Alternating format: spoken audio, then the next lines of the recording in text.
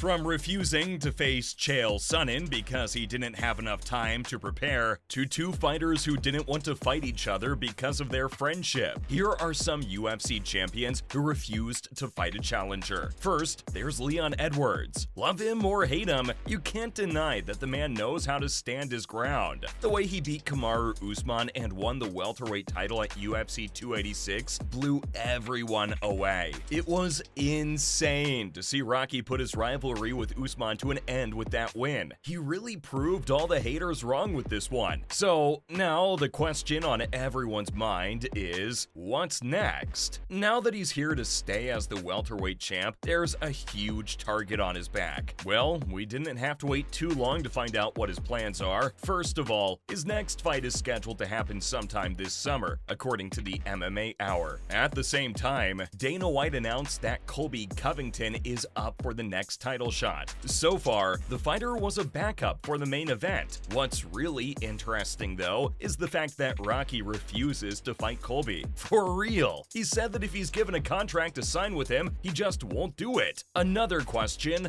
why? The champion talked about how Colby's been inactive for a year and a half. He even said that he doesn't think this fight would even make sense. Plus, Chaos is on a one-fight win streak after he defeated Jorge Masvidal last year. To top it off, Rocky explained that he's a king, and he has the right to choose his opponents. That's one way to go about it. But have you ever heard of two fighters who don't want to fight each other for their friendship? Hang tight while I tell you about it. After all, Aljamain Sterling and Merab Dvalishvili are a little different. It's not always big rivalries and beef in the UFC. Sometimes you get to see a really beautiful bond blossom. Sterling's been rising higher and higher, but he has made one thing clear. He is not fighting his friend. Let me paint the whole picture for you real quick. The Funk Master got his first gold against Piotr Jan through disqualification, but capped his bantamweight title twice after. So it's pretty obvious that he's a formidable force to deal with. He took to Twitter to talk about the possibility of him fighting Merab. Guess what he said? He would literally rather move up to featherweight than fight his close friend. I don't know how that'll work, but Aljamain wrote that they'll figure it out. What's even more special about this is that the Machine reciprocates this entirely. He commented on an MMA fighting post praising Sterling, saying that he learns more from him each day, and that he's proud to call him his brother. The Funk Master genuinely believes his brotherhood with the Machine is much more valuable than any amount the UFC can pay him, to the point where he'll even give up a bantamweight title for him. If that isn't heartwarming,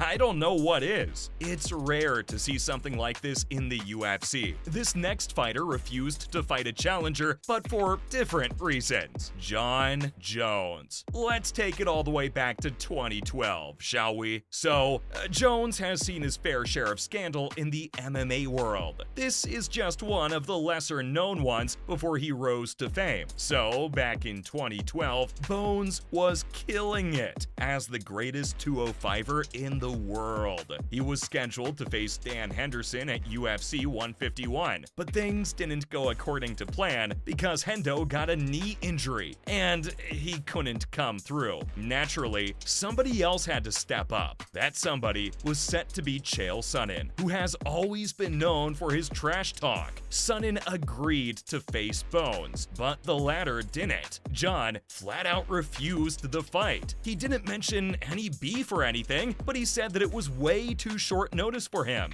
Literally, there were only 8 days left till the fight. It was a no-go, and they had to cancel the whole thing. The PPV was just too weak to go on without Bones, and that became the promotion's first ever canceled event. Of course, the fighter received tons of backlash for it, not to mention the fact that he and Sonnen later clashed at UFC 159, and Chael accused him of using PEDs. It just wasn't meant to be, y'all. Speaking of fate, this next fighter didn't face his challenger, but it wasn't as simple as saying no. Hang tight while I fill you in on the details. I think we all remember that time in 2017 when everyone was saying that Johnson was too scared of TJ Dillashaw. It was quite the drama. Dana White pushed so hard for a super fight between these two back then, but Dimitri Demetrius just wasn't having it. The thing is, it wasn't because he was afraid. In fact, the fighter said that he was down for it. If they'd pay him $1 million,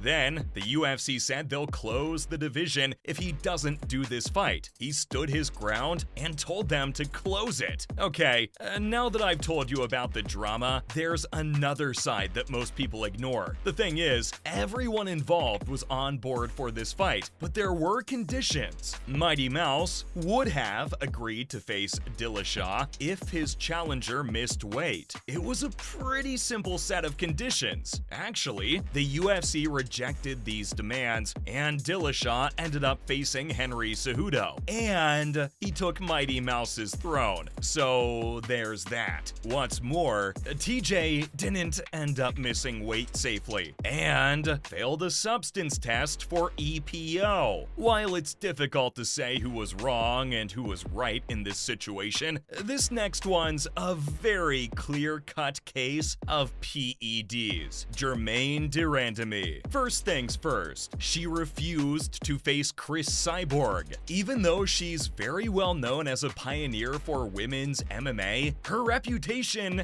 isn't as squeaky clean as you'd think, all thanks to PEDs. Even Ronda Rousey has spoken about it, but that's a story for another time. Right now, I'm talking about how Germaine de Randamie refused to fight Cris Cyborg. Randamie won women's featherweight against Holly Holm in a very controversial fight. But what was more interesting was the post-fight interview. She was asked about facing Cris and tried to avoid the question. It was so awkward. Her team later released a statement saying that Cyborg's use of PEDs was actually the reason Germaine turned the fight down. In the end, they stripped Randamie of her title. While this all makes sense, some fighters have been unreasonable. You won't believe what this next fighter's reasoning was. This one's from 2014 and disappointed a lot of fans. Ronda Rousey's a huge name for women's MMA, so this was a big deal. She was the bantamweight champ for a while, and when Fallon Fox challenged her, she declined. Despite her claims that she could take anyone, she didn't face Fox because Fox is trans. According to Rousey, trans fighters have an unfair advantage when it comes to fighting. Even Dana White backed her up, saying that the physical attributes are way different, including bone structure and muscle. He even said he doesn't believe in it, since years of research have proved that the physical differences in trans people aren't that big. This is a huge letdown. Some people even think that Ronda was just too scared to fight someone who was better than her. Either way, these were all the UFC champions who refused to fight a challenger. Lead on!